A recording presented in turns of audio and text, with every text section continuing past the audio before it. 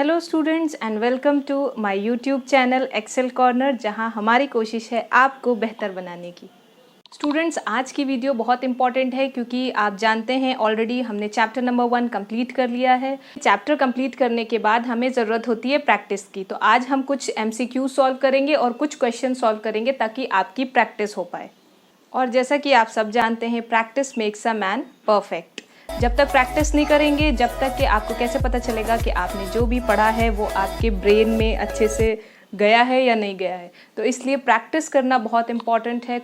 ये MCQs तो बहुत इम्पॉर्टेंट पार्ट है आपके एग्ज़ाम का, क्योंकि ये बहुत स्कोरिंग होता है और इसमें कुछ आपको लिखना नहीं होता, सिर्फ और सिर्फ करेक्ट ऑप्शंस, 4 ऑप्शन आपके सामने होते हैं और आपको सिर्फ करेक्ट ऑप्शन गेस करके उस पर टिक लगाना होता है। तो ये MCQs बहुत इम्पॉर्टेंट भी हैं और ये बहुत स्कोरिंग भी हैं। इसीलिए आज हम डिस्कस करेंगे बहुत इम्पॉर्टेंट कुछ MCQs और कुछ very short type of question answers. Okay, so students, जैसा कि आप जानते हैं कि MCQs कितने इम्पॉर्टेंट हैं, तो इसलिए मैं आपके लिए कुछ बहुत इम्पॉर्टेंट MCQs लाई हूँ जो ईयर आफ्टर ईयर रिपीट हुए हैं, और इसीलिए मैं आपके लिए लाई हूँ ताकि आपकी अच्छे से प्रैक्टिस हो जाए। तो देखते हैं question number 1, write the chemical formula of lead nitrate.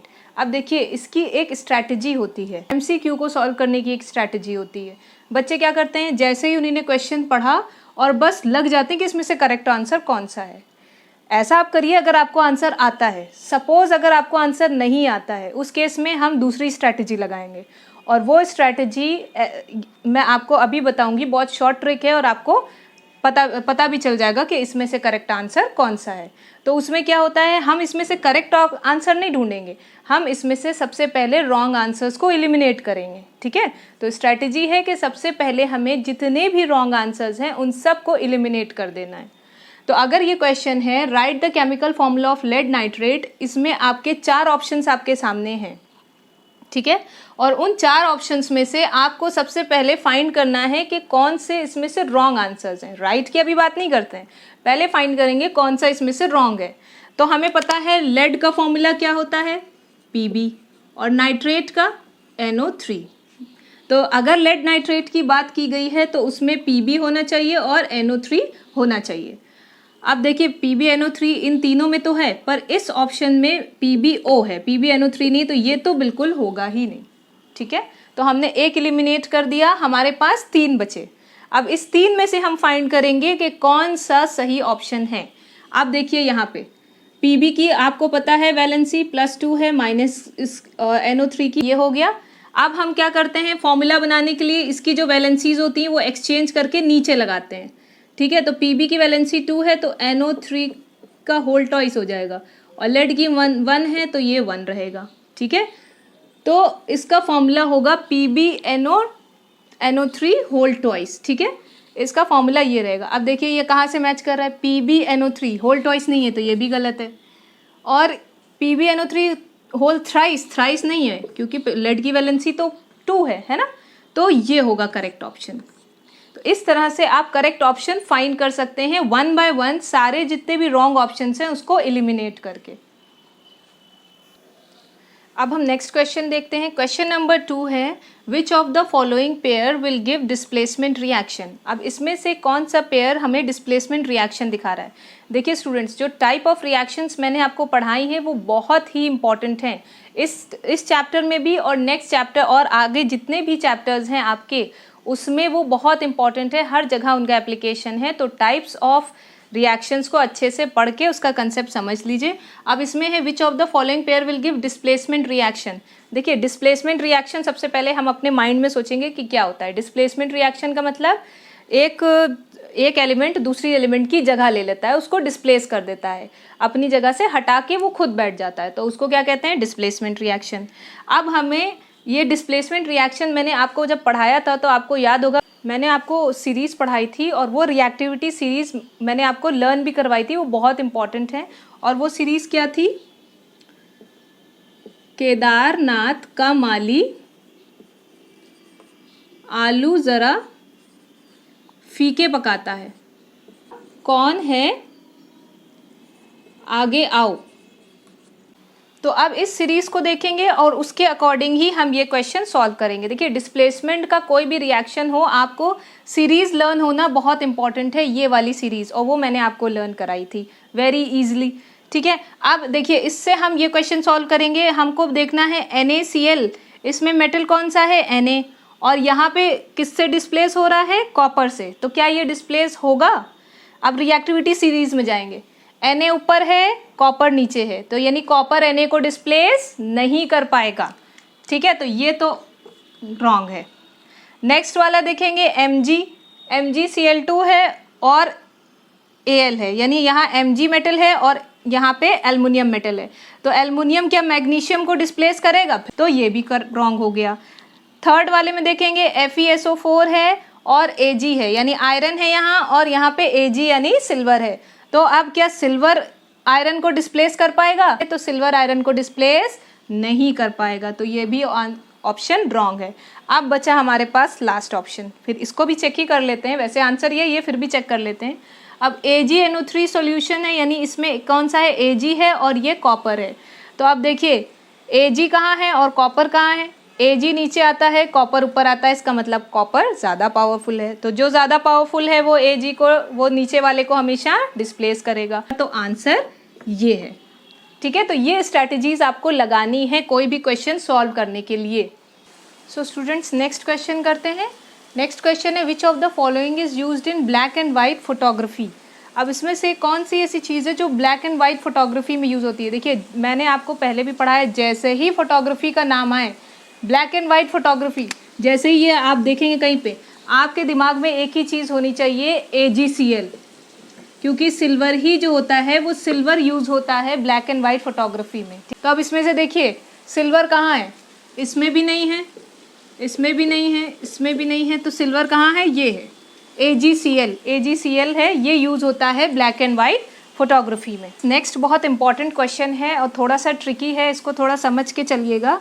Next question है which of the following statement is correct about the equation. अब ये इक्वेशन दी है, इससे रिलेटेड 4 स्टेटमेंट दिए हुए हैं। ठीक है, इन 4 स्टेटमेंट में आपको पता करना है कि कौन से स्टेटमेंट सही हैं और कौन से गलत। अब ये जो इक्वेशन दी है, ये कौन सी इक्वेशन है? अब आप देखते ही पहचान गए होंगे, इस तरह की इक्वेशंस किस में दिए हैं, ज़्यादातर ऑक्सीडेशन एंड रिडक्शन वाले में। रिडॉक्स रिएक्शन जो मैंने पढ़ाया था, आई बटन में मैं लगा दूंगी, आप देख लीजिएगा, रिडॉक्स रिएक्शन में ये सारी इक्वेशन थी। ठीक है, तो अब हमको कैसे सॉल्व करना है, पहले तो इस इक्वेशन में देखेंगे ऑक्सीडेशन कहाँ हो रहा है और रिडक्शन कहाँ हो रहा है। देखिए Fe से बन रहा है Fe3O4, यानी Fe में क्या हो रहा है, आयरन में ऑक्सीजन जुड़ रहा है, तो जहाँ पे ऑक्सीजन जुड़ेगा वहाँ पे क्या होता है, ऑक्सीडेशन। ठीक है, यहाँ पे हो गया, यानी आयरन का हो रहा है ऑक्सीडेशन। अब देखिए आयरन का ऑक्सीडेशन कहाँ लिखा है, iron metal is getting oxidised, yes iron metal is getting oxidised, तो ये वाला तो सही हो गया। अब नेक्स्ट में देखिए वाटर के साथ क्या हो रहा है, वाटर का ऑक्सीडेशन, वाटर का क्या हो रहा है, ऑक्सीजन बाहर हो रहा है। पहले यहाँ वाटर के साथ ऑक्सीजन था, पर प्रोडक्ट साइड में वाटर के साथ ऑक्सीजन नहीं है, तो लॉस ऑफ ऑक्सीजन हो रहा है। तो लॉस ऑफ ऑक्सीजन क्या होता है, रिडक्शन। तो यहाँ पे ये हो रहा है, यहाँ पे हो रहा है रिडक्शन। ठीक है, तो जब यहाँ पे रिडक्शन हो रहा है, वाटर इज गेटिंग रिड्यूस्ड, ये वाला ठीक हो गया। नेक्स्ट अब आता है, उसमें ऑक्सीडाइजिंग एजेंट कौन है और रिड्यूसिंग एजेंट कौन है। देखिए वाटर रिड्यूसिंग एजेंट है या ऑक्सीडाइजिंग एजेंट है, हमें ये पता करना है। अब वाटर का क्या हो रहा है, रिडक्शन। हमेशा मैंने आपको बताया था ना, इसका ऑपोजिट होता है। अगर जिस चीज़ का में रिडक्शन हो रहा होगा वो क्या खुद ऑक्सीडाइज हो रहा होगा, और जहाँ ऑक्सीडेशन हो रहा होगा वो खुद रिड्यूस हो रहा होगा। तो वाटर का क्या है, ये हमेशा ऑपोजिट चलता है। तो वाटर का क्या है, वाटर में रिडक्शन हो रहा है, तो ये खुद क्या हो रहा होगा, ऑक्सीडाइज। तो वाटर इज गेटिंग ऑक्सीडाइज्ड, ये वाला रॉन्ग है। Water is getting reduce, reduce नहीं होगा, ऑक्सीडाइज होगा। तो हमें आंसर कहाँ से देखना है, फर्स्ट वाला सही है, सेकंड वाला और फोर्थ वाला। अब इन ऑप्शंस में देखिए फर्स्ट सेकंड फोर्थ कहीं लिखा है, फर्स्ट सेकंड थर्ड है गलत, थर्ड एंड फोर्थ गलत, फर्स्ट सेकंड एंड फोर्थ ये करेक्ट है।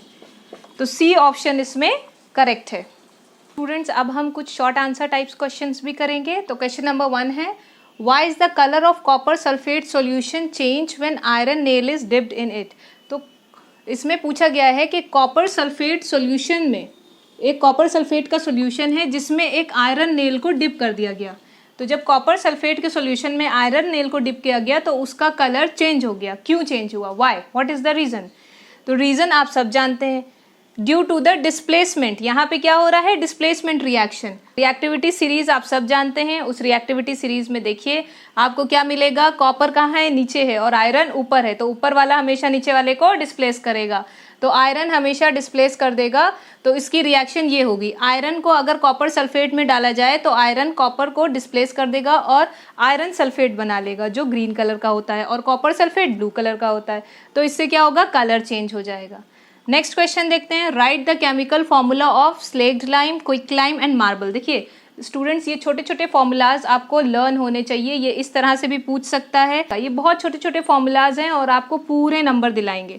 स्लेक्ड लाइम का फॉर्मूला होता है CaOH whole twice, calcium hydroxide होता है। क्विक लाइम का फॉर्मूला है CaO, और मार्बल का फॉर्मूला है calcium carbonate CaCO3। Next question देखते हैं। नेक्स्ट क्वेश्चन में क्या है, इन द रेडॉक्स रिएक्शन, ये रिएक्शन दी हुई है, इसमें हमें फाइंड करना है ऑक्सीडाइजिंग एजेंट कौन सा है और रिड्यूसिंग एजेंट कौन सा है। तो सबसे पहले हम रिएक्शन को देखेंगे। रिएक्शन में देखेंगे कि PbO है प्लस C, मतलब कार्बन Pb और CO बना रहा है। अब इसमें हम सबसे पहले ये फाइंड आउट करेंगे ऑक्सीडेशन कहाँ हो रहा है और रिडक्शन कहाँ हो रहा है। देखिए यहाँ पे क्या हो रहा है, PbO यहाँ था रिएक्टेंट में, प्रोडक्ट में Pb बन गया, यानी क्या हो रहा है? Loss of oxygen. Pb यानी लेड ने अपना ऑक्सीजन खो दिया। लॉस ऑफ ऑक्सीजन को क्या कहते हैं? Reduction, right? रिडक्शन कहते हैं ना। तो यहाँ पे हो रहा है रिडक्शन, और लेकिन यहाँ पे क्या हो रहा है, यहाँ कार्बन अकेला था, यहाँ इसको ऑक्सीजन मिल गया, तो एडिशन ऑफ ऑक्सीजन क्या होता है? ऑक्सीडेशन, सब जानते हैं, ठीक है। तो मैंने आपको एक चीज़ और ट्रिक बताई है, अगर रिडक्शन हो रहा है तो वो कौन सा होगा? ऑक्सीडाइजिंग एजेंट, और जहाँ पे ऑक्सीडेशन हो रहा है वो कौन सा होगा? Reducing agent. दोनों एक दूसरे के ऑपोजिट हैं, ठीक है। तो यहाँ पे इसका क्या हो रहा है? रिडक्शन, तो PbO क्या हो जाएगा? ऑक्सीडाइजिंग एजेंट, और कार्बन का हो रहा है ऑक्सीडेशन, तो कार्बन क्या हो जाएगा? Reducing agent, right. So students, आज हमने बहुत इंपॉर्टेंट क्वेश्चंस डिस्कस किए हैं, और अगर आपको वीडियो अच्छी लगी हो तो प्लीज़ इसको लाइक करिए, चैनल को सब्सक्राइब करिए, और इसी तरह से हम इंपॉर्टेंट क्वेश्चंस हर चैप्टर के डिस्कस करेंगे। अगर कोई टॉपिक पे आपको वीडियो चाहिए तो आप नीचे कमेंट सेक्शन में बता सकते हैं। आप हमें सोशल मीडिया प्लेटफॉर्म पे भी फॉलो कर सकते हैं। हमारा इंस्टाग्राम पे पेज को आप एक्सेल कॉर्नर के नाम से है, आप उसको फॉलो कर सकते हैं। Thank you so much for watching.